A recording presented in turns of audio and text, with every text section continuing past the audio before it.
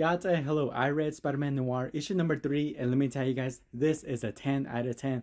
And holy shit, it just keeps delivering. It is that good, and I cannot recommend this enough. And let's get to those pages because that's all I have to say.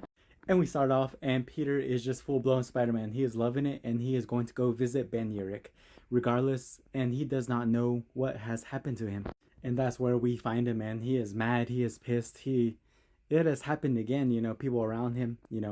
And moments later, we see that the cops are there and they're just talking, and they tell him to go home.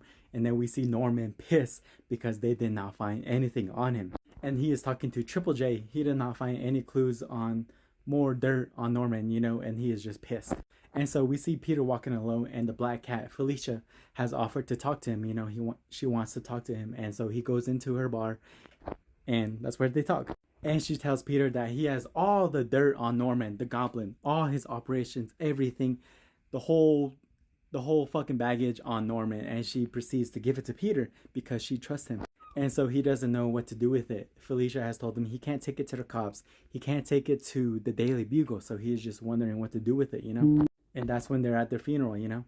And Triple J is just trying to talk to him, trying to talk to him about Ben Urich. And Peter gets that funny feeling, he's getting that feeling about Triple J, he's just feeling off about him.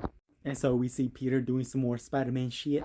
And with all the information that he has, he is taking down Norman, cutting down the operation, going after the henchmen, stopping everything, being a nuisance to Norman. And I love it, man, because these pages are great.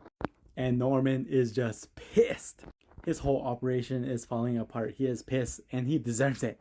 And so we had a henchman who was at the Black Cat earlier that saw Peter and Felicia talking.